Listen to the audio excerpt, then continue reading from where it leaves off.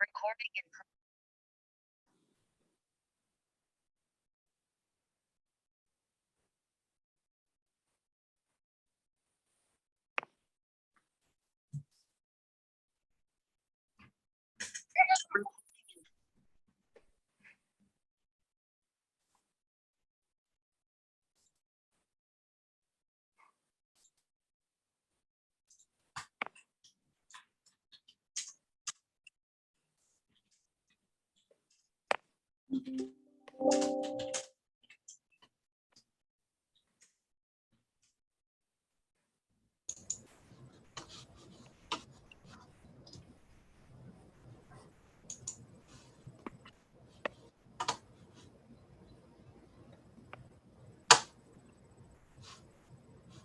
being recorded.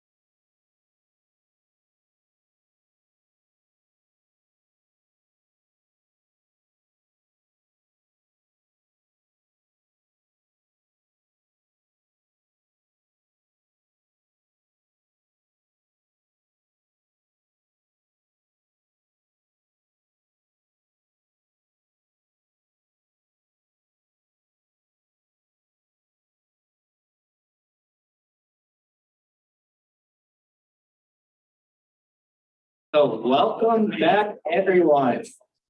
We will be getting started right now. I'd like to welcome our moderator for Plenary 3, Kate. It's me. It's Kate. Hi, Dan. Okay, so we have a full session this time. We have several speakers on our panel, and this Plenary 3 is all about resources for Eclipse planners.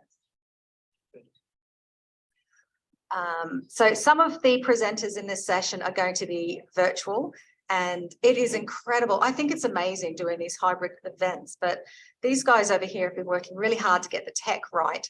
And so hopefully everything runs quite smoothly. We'll be able to hear and see the presentations of people who are online. So that's fantastic.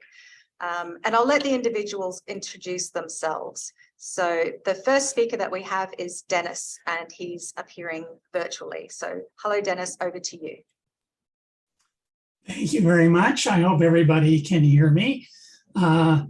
I'm coming from Seattle, Washington, where we've had the worst air quality in the world for a number of days, and it's finally raining and it's now good air quality. So I wish I could be joining you, but tomorrow I actually I have a long-standing presentation at Western Washington University about eclipses. So I'm going to come virtually, and I have to thank everybody for being able to make this possible. And I'm going to share my screen because I want to talk about, I'm now assuming everybody can see that. I'm here actually representing Andrew Fracknoy, who was going to be here originally, but ran into a conflict, some health issues with his wife. And I'm really here also representing Annie Holland, who's at the Space Sciences Institute. Because Space Sciences Institute is the lead organization for this project I'm going to talk about called SEAL, Science Eclipse Activities for Libraries. You can see the logo that's been developed. And this is, I should point out, it's led by, and I talked about Space Sciences Institute. They have a National Center for Interactive Learning. That's really the group that's doing it. And they have a network with libraries, and that's my focus for today, called StarNet. It's been very active and has reached many libraries around the country. And the project I'm talking about, this SEAL, is funded by the Moore Foundation. We have to give them a lot of credit. And if you might remember, in 2017, the Moore Foundation and Google, and we had glasses from NASA, I think, a number of places distributed 2.1 million glasses through libraries that were used by 6 million people. We reached 7,100 libraries. We had 2,100 libraries who took a webinar, training webinar, and more than 35,000 library Eclipse programs. So it was pretty extensive. I think people remember that, and we were quite delighted with it. Well, the Moore Foundation was also quite delighted with it. So now they've asked us to distribute 5 million glasses to 10,000 libraries. Again, not just in the path of totality, but wherever there is a partial eclipse anywhere in North America. There'll be training webinars and workshops for librarians like we did in the past. The one thing that's new this time is there'll be solar astronomy kits for state libraries to distribute that will be usable beyond the eclipse. They really deal with solar astronomy in general, sunspots, etc.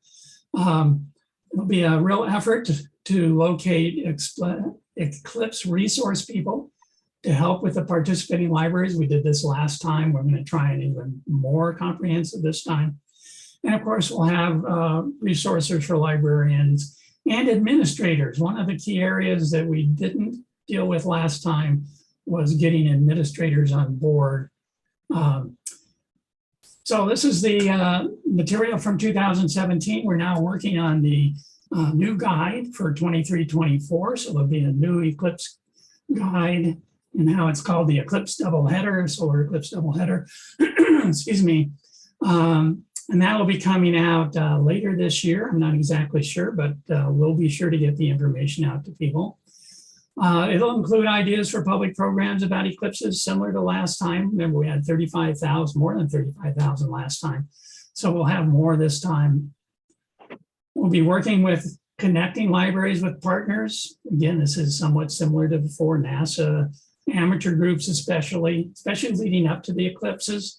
We know they'll be out looking at the eclipse on the day of. Park rangers, community college instructors, etc. Will all be sought as partners to these libraries. And I should mention, we actually have a special link with the National Science Teaching Association, which while I'm in Seattle and I work for the Institute for Learning Innovation and a contractor with the SEAL program, I've had a long association with NSTA, and we will be developing a set of solar eclipse resource partners who are teachers that will be willing to go out to libraries, community groups, and so on. So NSTA will have a full set of resources for educators. I won't talk about that today, but tomorrow in the breakout session on formal education, I know that there'll be more discussion about that. And so you'll see a lot of crossover here. We'll be doing an observing guide for teachers. It'll really be focused much more on educators. We'll be doing material for administrators. This is my, I have to thank Andy for this image. This is the challenge I think most administrators feel concerned with liability. And what we'll spend our time doing, we'll have a special handout resource materials for administrators to tell them, get them to understand that eclipses are a wonderful learning experience, how valuable this is. They can be viewed safely.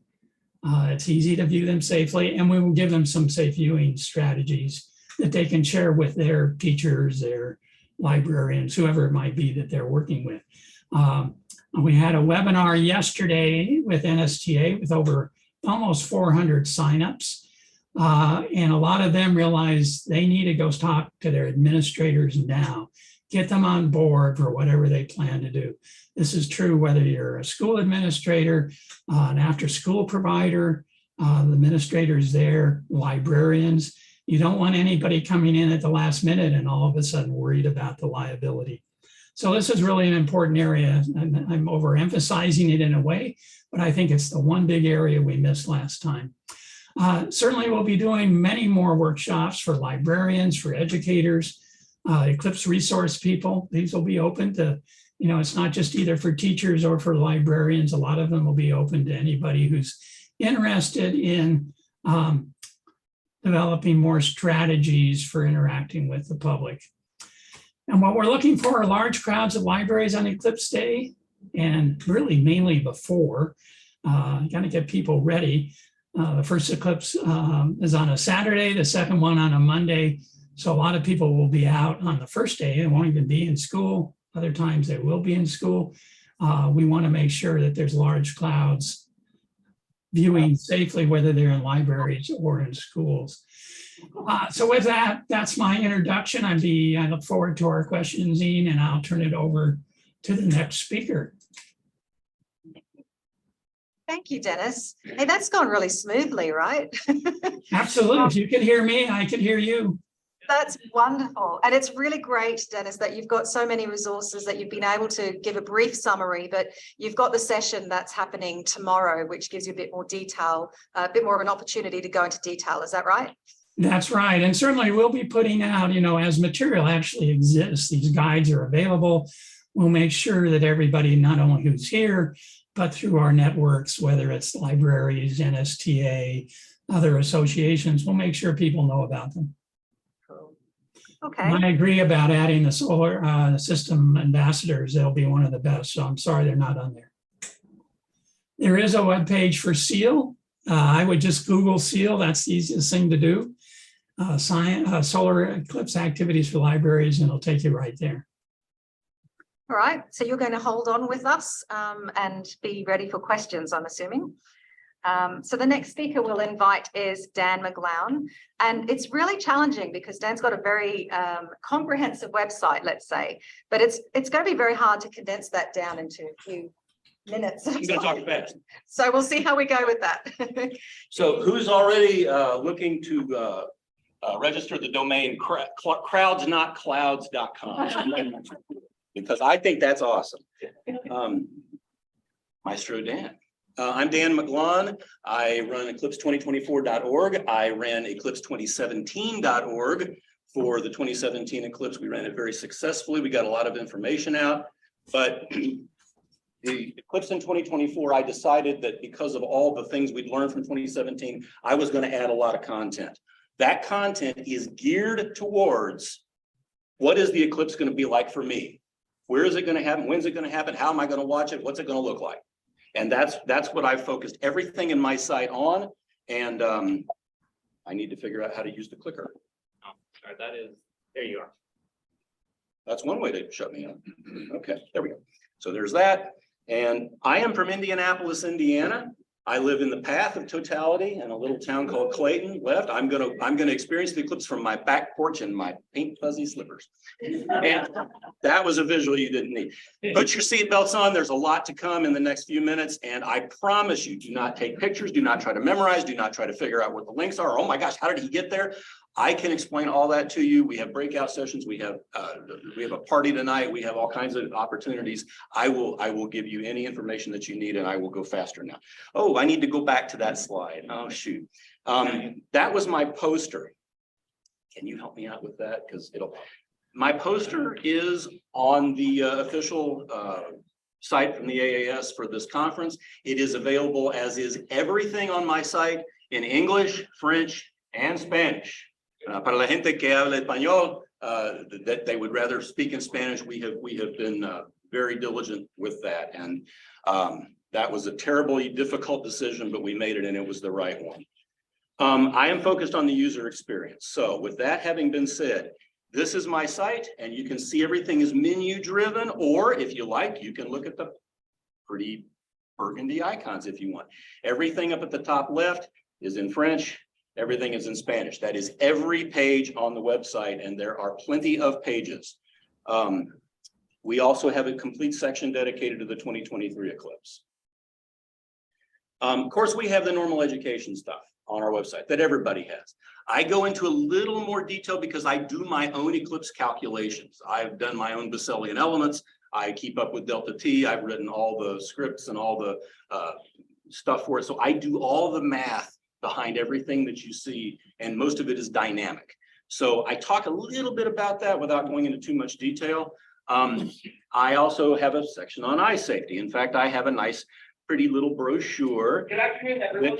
Welcome to the Art and Computer Science. There's pizza and ice. 5 minutes on the 3rd floor next to the Inventor Center for a 3D printing demo. That's right, just 5 minutes on the 3rd floor next to the Inventor Center, 3D printing demo. Hope to see you there. Cool. My brochure, my little booklet is available. It is in French, English, Spanish, but also because it applies to the 2023 Eclipse for South America, it's also in Dutch and Portuguese. Because who knows where they speak Dutch in South America? Suriname. I have 140,000 cities in my database. If you live in a city with a name, it is in my database. This is the most scrubbed database in the world, and I have a city page for every city.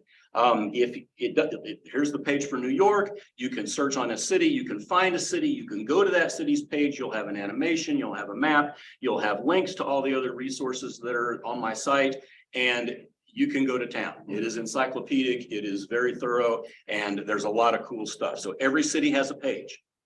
Every community has a page. If you have a community, if you have anything that you're wanting to be promoted, we're going to go to Ohio, and we're going to see all the communities in Ohio. Every one of them has a page that if that community has something they want me to post on my site for free to help publicize with my millions of hits that my site gets, it's there. And that's not really, I didn't mean to say it like that. The point is, I want to offer all this to the people like you guys who are trying to get your community involved in the Eclipse. You saw that little blue animation. I have that for every city page, and it looks like what the Eclipse is going to look like. It's available in lots of different sizes. It's customizable. It can be embedded on your site. And that kind of looks like an Eclipse, doesn't it? That's a taste of what's you're going to see next. Which, not next. So the viewing blogs are next for 75 locations along the path. I have written a comprehensive viewing blog. This one is for Rochester. Why is it not opening? It should be opening.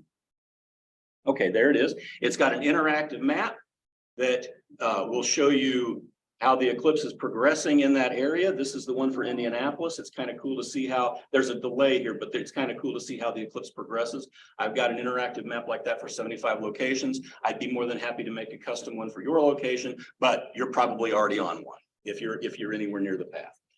I have my premier feature of my site, which is my Eclipse simulator. No time, expense, sanity, or anything else was spared in creating this.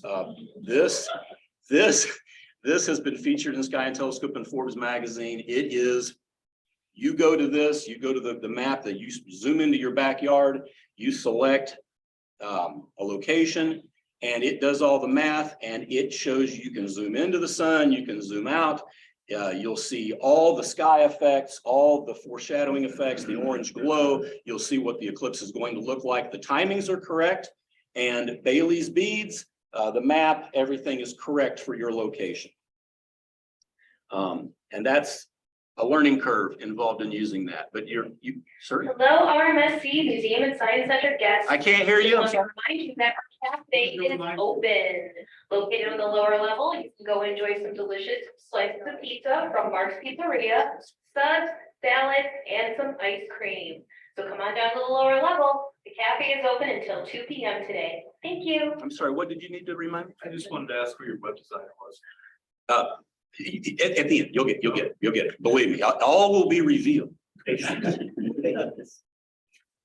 Because there's a learning curve with that simulator, because it's not really right for everybody, I've made Eclipse videos for 2,500 locations. Again, if you have a decent sized city, Perryville, Missouri has one. English, Spanish, if you're in Canada, also in French, that show you it's extracted. This goes quick. These are all on YouTube, and this is condensed. It's got cool music to it. It's got title slides, and it just shows you what the eclipse is going to look like from your area. This is one for, I can't read it. I'm old. So again, this is usable in schools. It's usable to embed on your website. We have versions of it without the music, without the titles, that would be suitable for a TV station to broadcast. It's absolutely usable, and there is a lot of stuff. So what we've done is we've put it all on a page, and I can give you a QR code for your location, or you can go search by state. It'll pull up all of the locations. Here's New York. Every red dot is a location. Every one of those locations has a city page, a community page, a video, and all of the resources that I've talked about are summarized, totally encapsulated here. You can get iframe code that you can copy and paste into your website. You can get, there's a delay, it seems like. You can get, yeah, something's kind of messed up. It's not, you can get embeddable links. You can get QR codes for everything. It's all dynamic, it's all generated, and it is, the best part, all free. So if you have, I'm looking for mutual links. I'm looking for people to use these, to put them on library pages, to use them in schools, to put them at the top of your community's Eclipse page, and to say, this is what the Eclipse is going to look like for us. And that's going to help you draw. Call me, email me, get a private tour. I'm happy to do that. Take a picture of that page. That's where you want, because eclipse2024.org, that's my email. The simulators at eclipsesimulator.solar, the Eclipse resources are there. Even the videos have their own page. And I went over 5 minutes, I'm sorry. But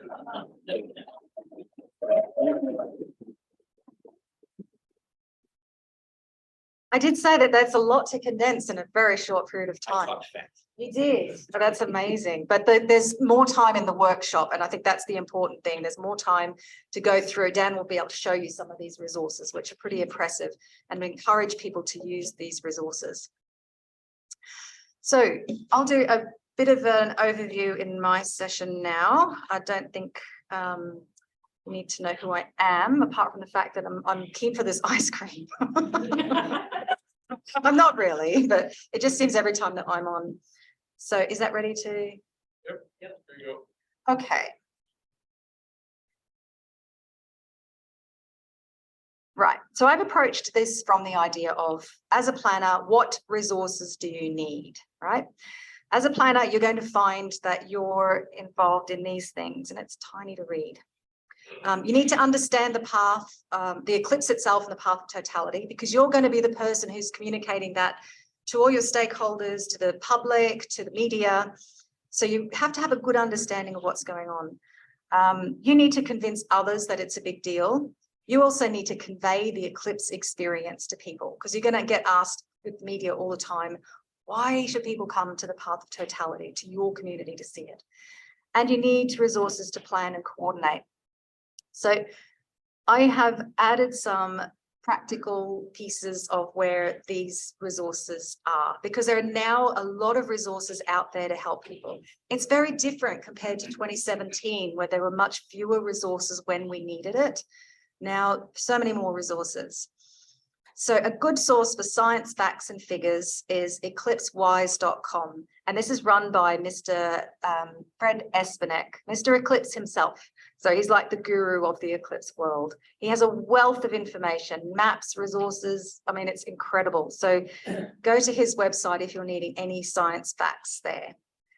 The NASA Visualization Studio is also a really great resource for these videos that you can use. And I think Ernie Wright is online at the moment too. So I find that an incredibly useful resource. You can find his work linked through the AAS website. So that's eclipse.aas.org. So that's easily findable through that. For information sheets, places to point to things, the eclipse.aas.org really is aimed to be a center for resources, so you can then branch out and find more information that way. So it will continue to be updated. Rick's behind that, and it's a labor of love, but it is a fantastic resource there. If you're looking for maps of the path of totality of your particular region, you must go to greatamericaneclipse.com, and that's run by Michael Zeiler, and he's doing a session. I mean, he's talking after Pat. Incredible resources and really the beautiful maps that he has there. And if you also want to know about weather impacts, a really good source is eclipsophile.com. And this is a website run by Jay Anderson, who is a Canadian eclipse chasing meteorologist.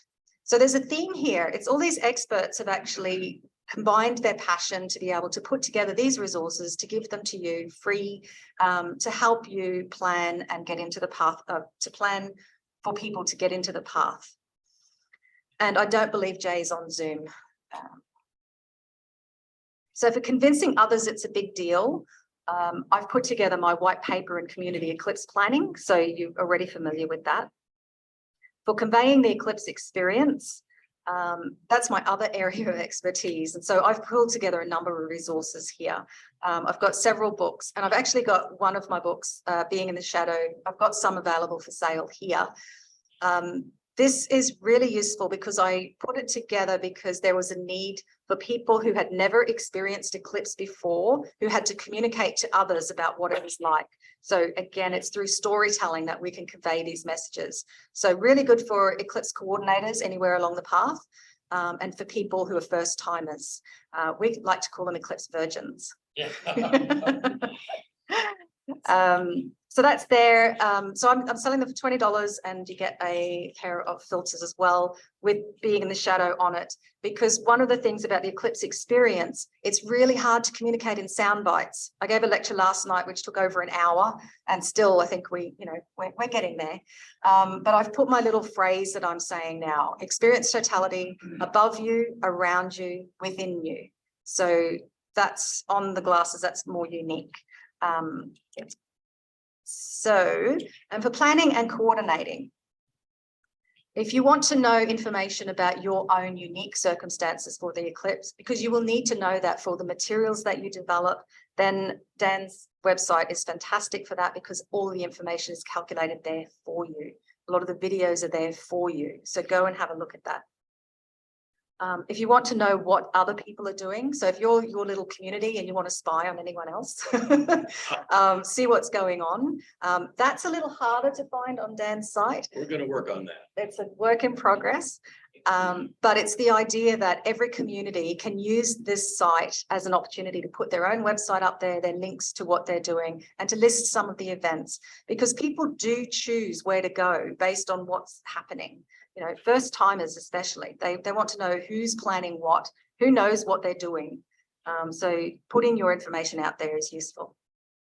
For visitor numbers, now you can scare yourself senseless on this topic. But Michael Zeiler again at Great American Eclipse, and I'm sure he'll talk to you about the resources he has there for you.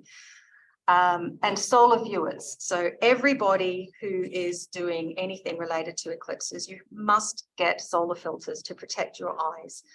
You cannot view the sun without filters. During totality, if you're in the path of totality, it is perfectly safe to view. So you need to get your orders in, and Mark and Sophie from rainbowsymphony.com are over there, and they're fantastic. And I've been working with them for many, many years now. So that's a snapshot of all the resources that are available. And there are so many resources. I mean, that's all I could say is that there are so many resources out there. Don't reinvent the wheel. If I had a tip, the 2 tips that I've added on the side is draw from the content of others and get it personalized for your region. So don't sit there and feel like you actually have to sit and write eye safety messages. You don't. You don't have to write information about how to plan your event because it's all there. It already exists. And the second point is set up efficient systems from the start, which help with sharing of these resources. And just speaking informally to Deb, who's working with Rochester, she's created this amazing dashboard which allows communities to communicate and have a central place of putting the resources together. And she uses that for the Rochester group, but she actually has the ability to make this available for other communities free of charge, and the infrastructure is already set up there. So Deb's also doing a workshop. We're doing one together in one of the breakout sessions. I was going to talk about this, but I won't. Well, basically, it's because there are weather statistics that are really important. And when you're trying to figure out your community about the likelihood of people coming to visit, these are the resources that are useful. So it's a little plot which highlights that the further west and north, my apologies, further east and north you go along the path, the cloudier, the increased chance of cloud. So that's useful to figure out the appeal of your location for the eclipse. And I use that in conjunction with Michael Zeiler's drive shed maps that I'm sure he'll be talking about himself. But combining those 2 resources together gives you a really good feel about what your community is going to be like, you know, the level of busyness, I guess.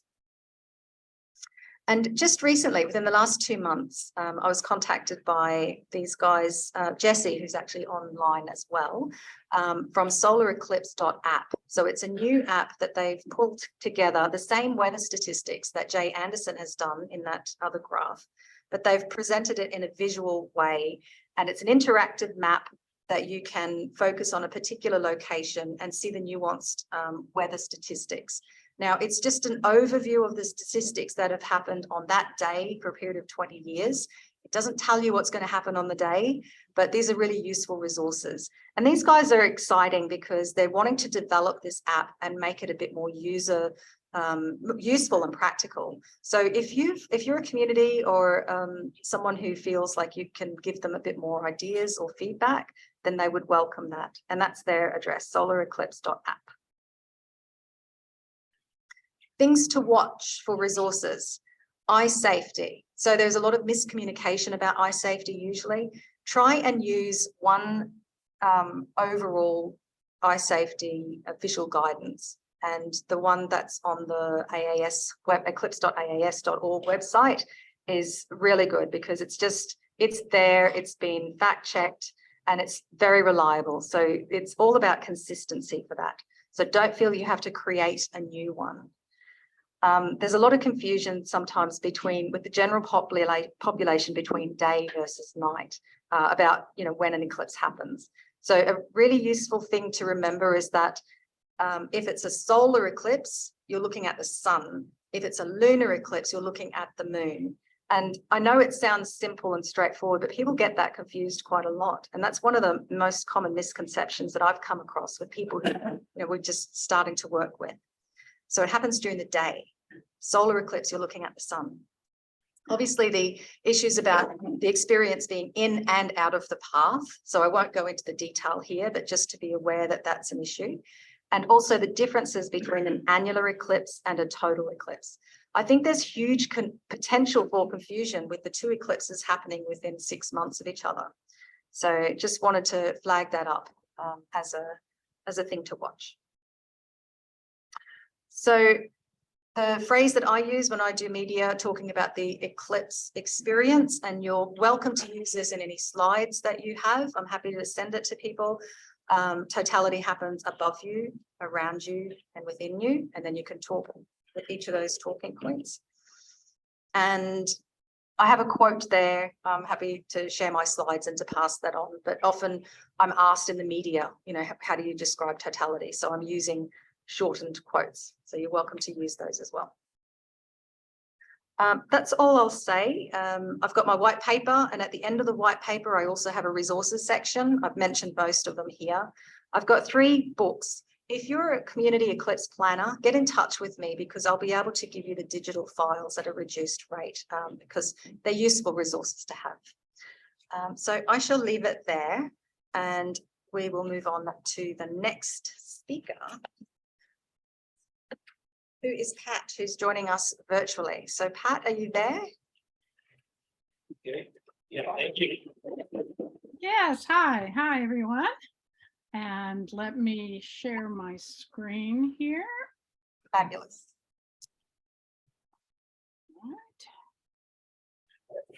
Right. Okay.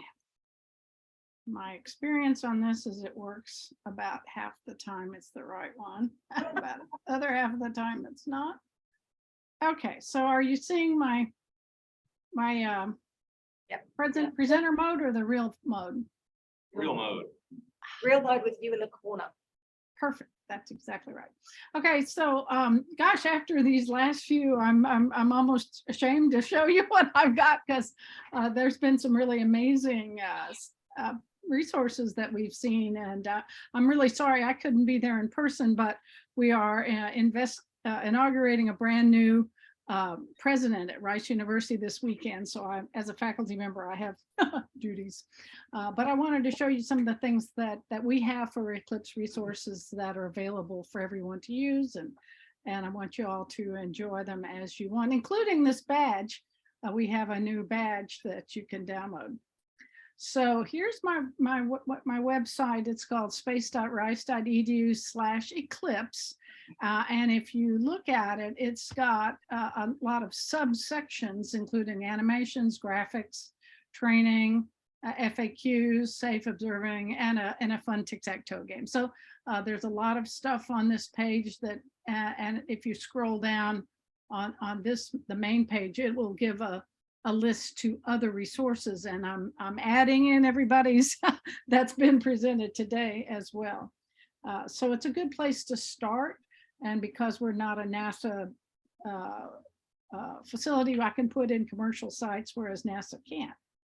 Although I do work with the NASA Heliospheric group. Okay, so another website that we have is called texaseclipse.net because Texas is the nexus. and that website, we list all of the state and national parks in Texas and their eclipse capabilities, all the zoos and aquariums, all the schools and colleges, so you can know, whether you're going to be in the eclipse path or not. So that's available for people who are in the Texas area. And we also have diagrams. Our solar and annular eclipse diagrams are here. Again, they're free to download and use as you like. We also have a lunar eclipse and a selenian eclipse. And if you've never heard of a selenian, that's when a total lunar eclipse occurs at sunrise or sunset. So you can see the red earth, the red moon and the red sun within a couple minutes of each other. And what's cool is the red light from the sun is exactly the red light that's going to the moon. So it's passing over your head on its way to the moon, which is kind of fun. And that's the one we're having coming up on November 8th will be a selenian for parts of the United States. We also have free animations, and these are solar and lunar and annular and total eclipse animations.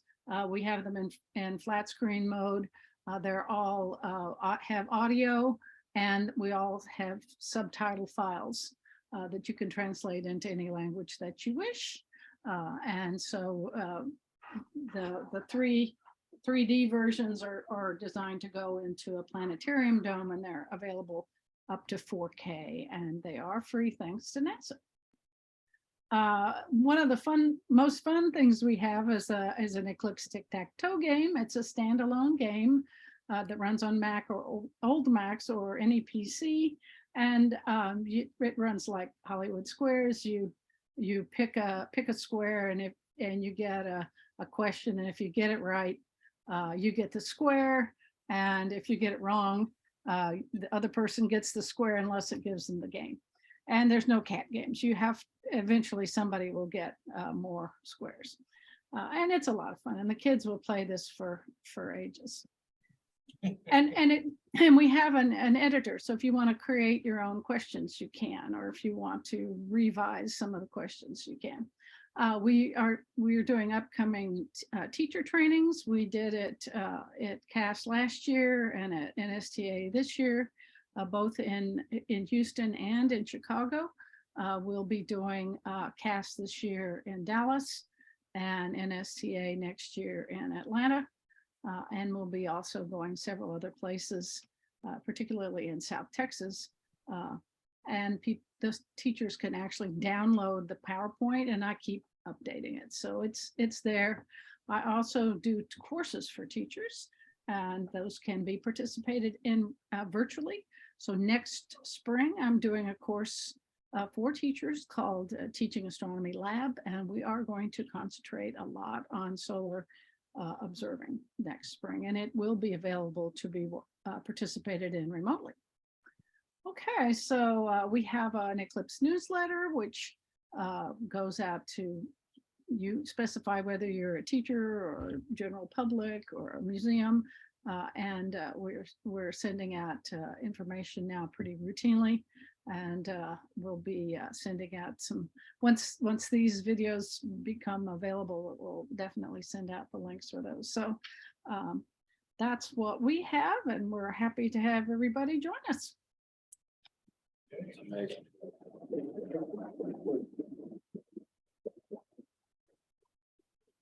Thank you, Pat. And Pat, you're going to stay with us so that we can come back to you for any questions at the end of the session too. Tech is going really well. Oh, Dan's left the room. Okay, so our next speaker is Michael Zeiler from GreatAmericanEclipse.com. Michael has the most amazing graphs, and he's so helpful. Anytime that I've been needing in graphs or something, he's been so generous with his time and resources. So Michael, if you're there, over to you. Thank you so much. Can you hear me fine? Yes, all good. Great. Okay. Let's see. We're not getting Oh, I the Okay. If you just wait, Michelle's on it.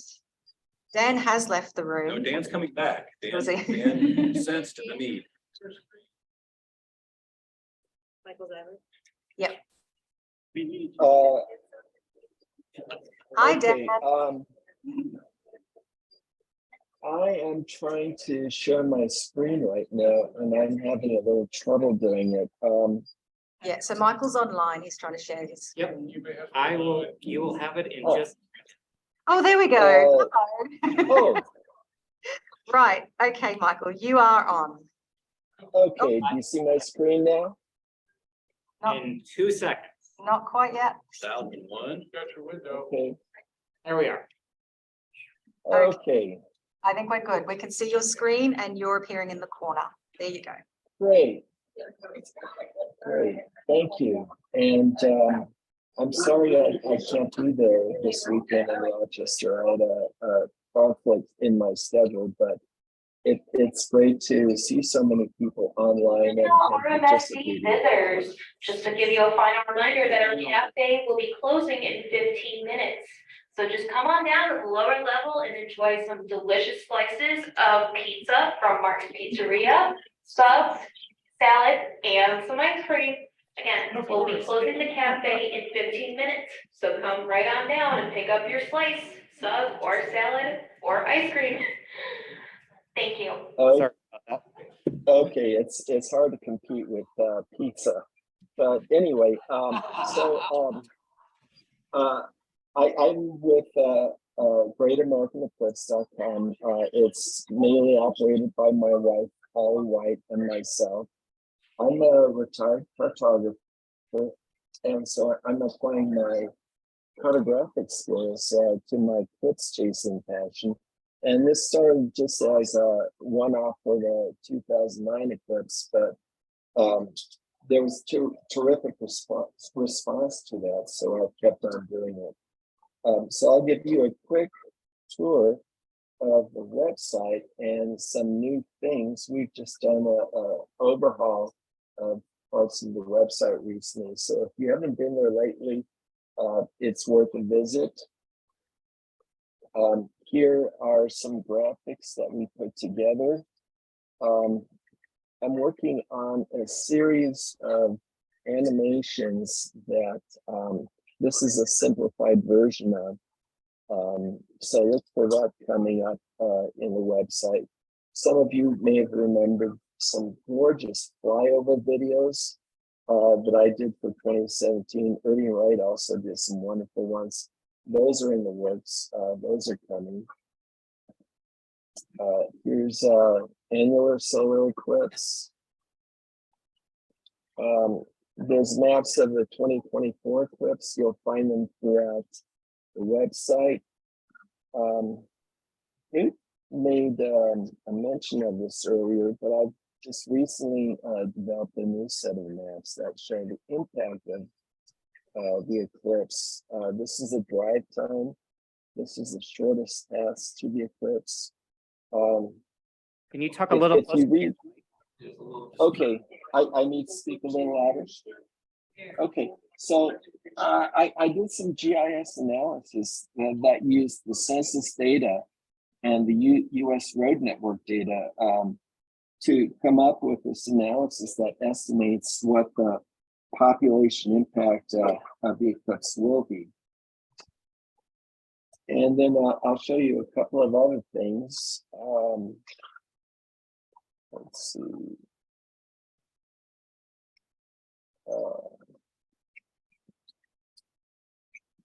The 2023 page, let's see.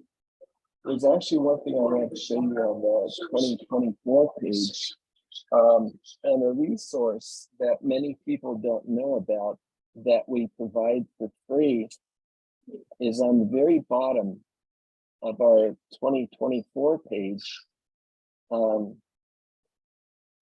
You'll find this here.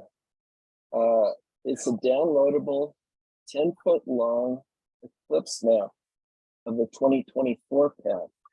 Unfortunately, it's still downloading on my poor internet connection right now. But if you were to go to the page, you'll find that. I'll just there's a lot of things on the website that you can discover for yourself. One other thing I'll point out as a special resource is our new field guide to the 2023 and 2024 solar eclipses. This has just gorgeous maps of the entire path. It's designed for both planning and for use on eclipse day. In closing, I'll say that a couple of things that we are developing and about to release a new app. It is available on the Apple App Store. It's called Great American Eclipse. It's for the general audience so that they can get the basic information about eclipses. Just look for Great American Eclipse on the Apple App Store, and it'll be on the Google Store soon as well. And best of all, it's free. And I see that we're running short on time, so I think I should just close and we can do a little Q&A. Okay. It's one of the best sites in the world. Yes, we're just commenting on how useful your site is, Michael. So it's a shame you're not here in person, but I'm sure you're going to get lots of questions at the end of this session. So thank you very much for that. Thank you. And I'll be sure to be there for the next one. Yes, with your 10-foot map. Yeah. Our final speaker and last but not least is Kelly, who's sharing some resources from NASA.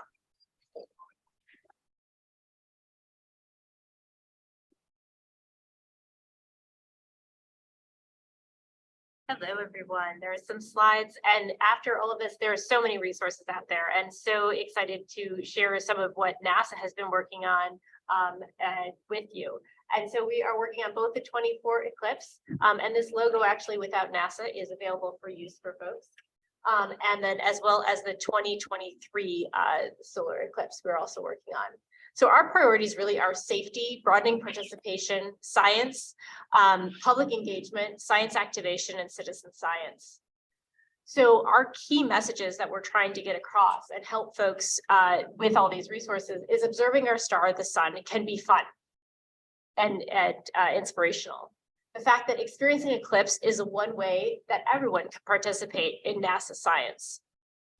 And the third way is exploring our sun and its interactions with Earth is possible through innovative NASA missions. So we have multiple resources here of things that we've accomplished, and I think you've heard from some of them, such as the planetarium shows.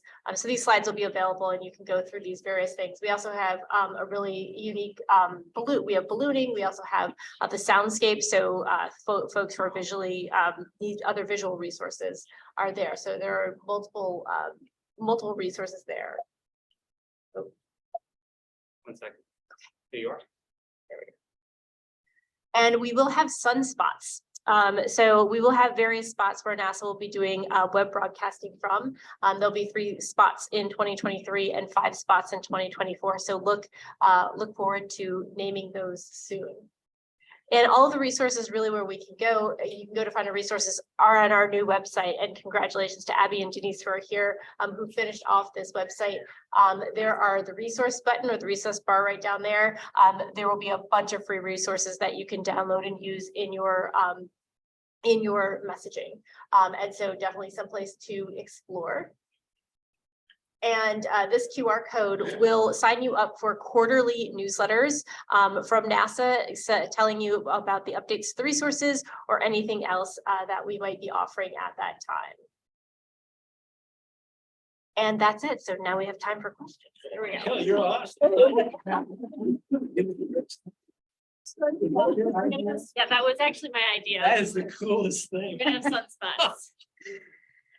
So, I mean, that is just, I mean, there are so many resources and I just feel like we had to blitz through them.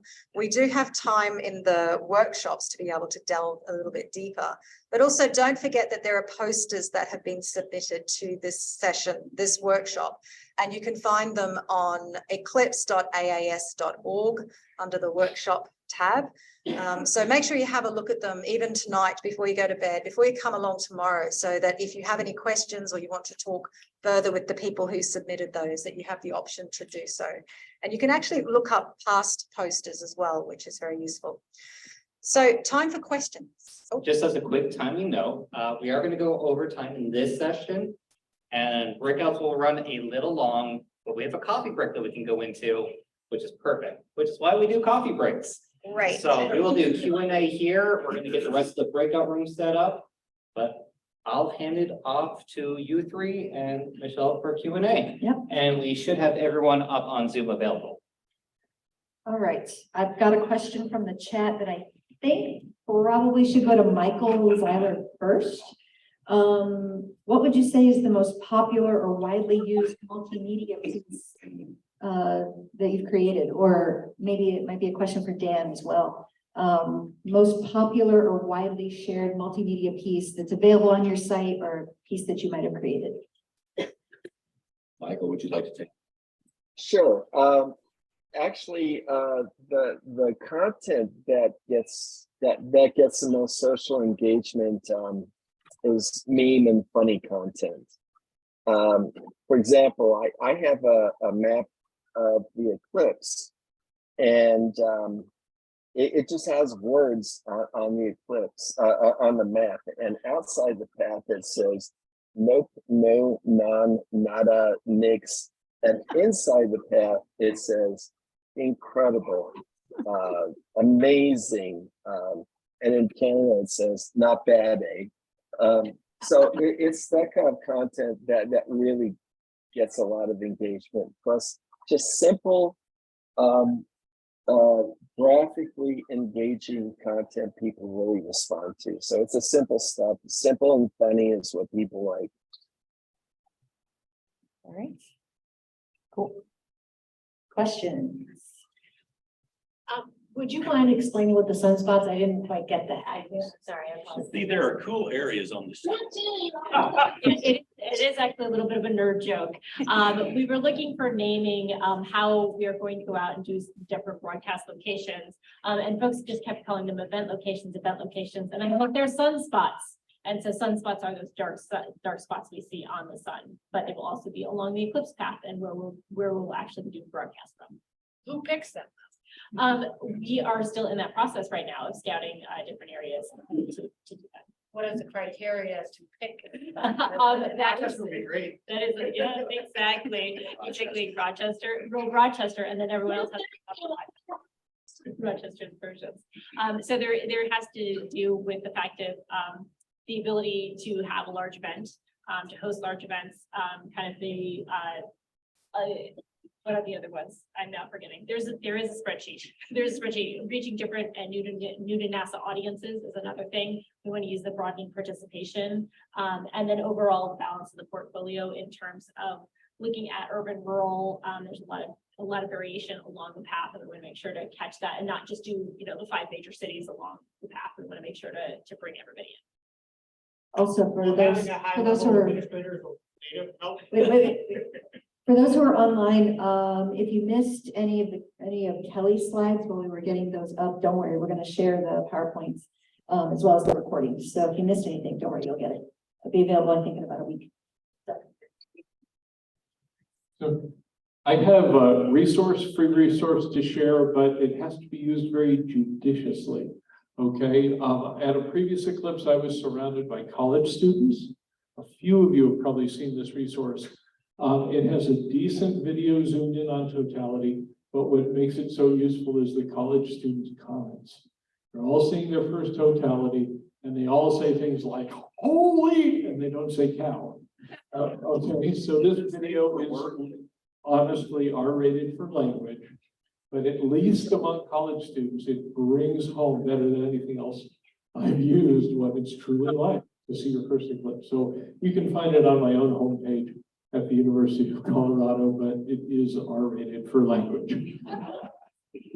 And for those online, that was Doug Duncan's website. Look for his webpage on the University of Colorado site. All right, let me come in the back. Loretta Whitesides, I just want to jump on that resource about multimedia.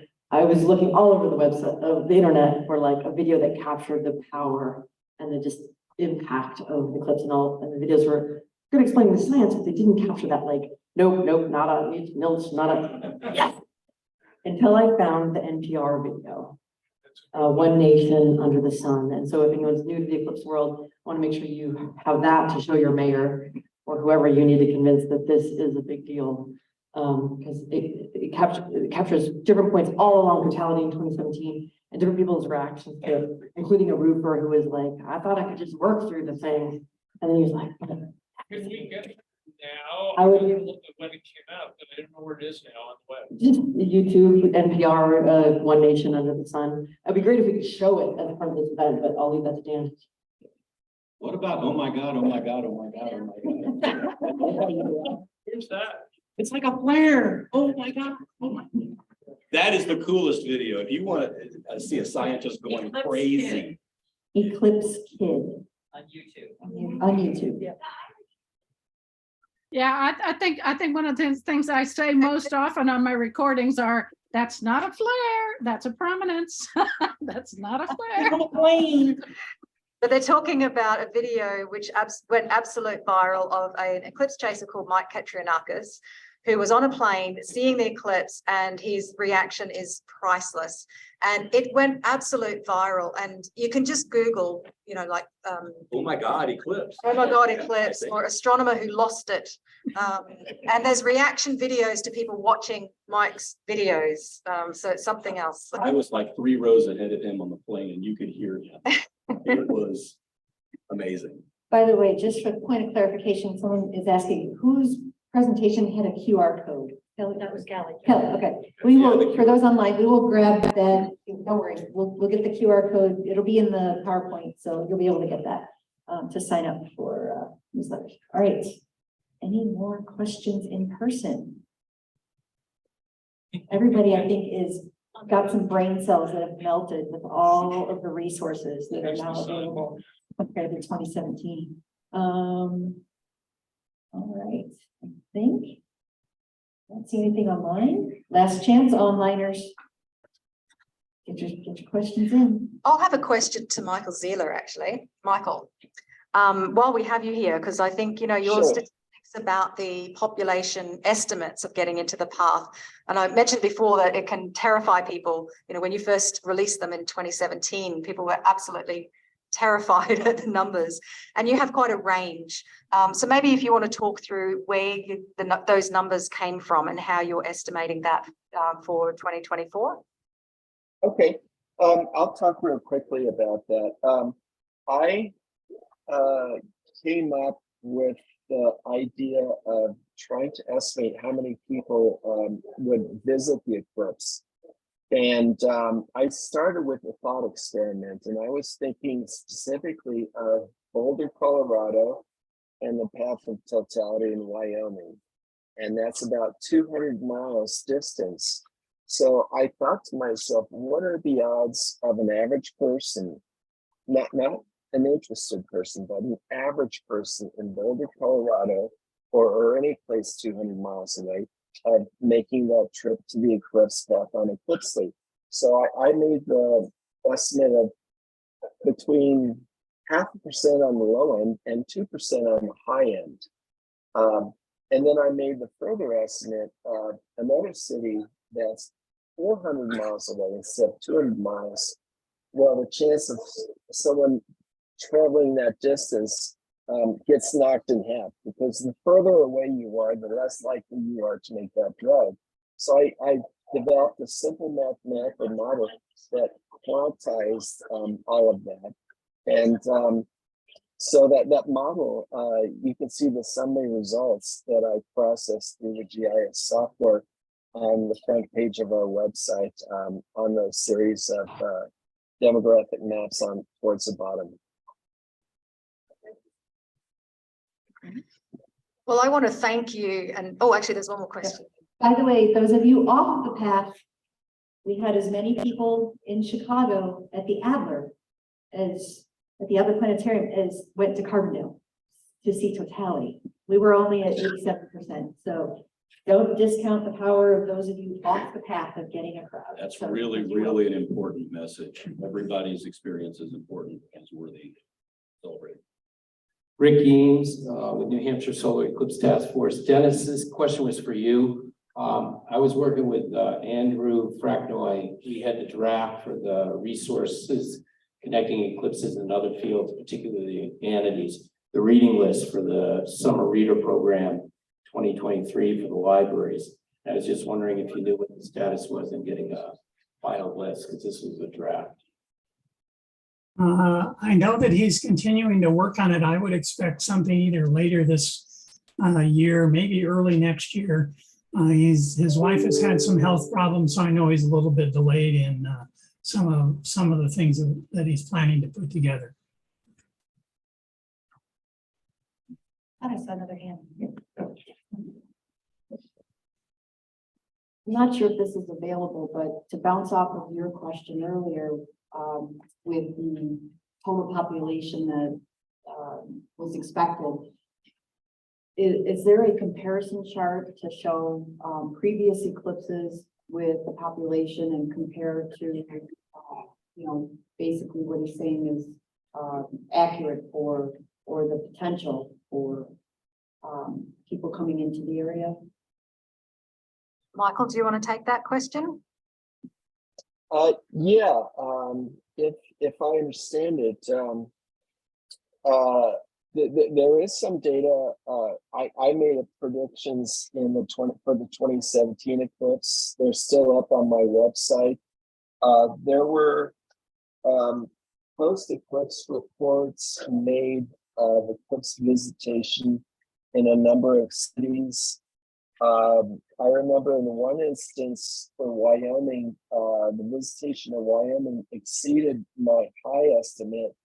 There were some places that were on the low end. Overall, in the U.S., the visitation was pretty much right in the middle of the prediction. But the thing is that my model is very simple. It can't take into account special circumstances like where is the weather more favorable, therefore more people will go there. One could think of a more sophisticated model, but I'm just keeping it simple for now. And I guess it's one of the things that people most often ask, how many people are going to come to our region? And that will always remain an unknown. And it's good to get those estimates from Michael, which just put the ballpark figure on it. But it's useful to consider when you're planning to go with capacity. What do you have capacity for? And how can you increase that capacity? Because at least then that's a known. Because if you're trying to plan for something that you have no idea how many people are coming for, that's just really difficult. Unfortunately, I'm going to have to cut us short. But first, a big round of applause for our panel both here and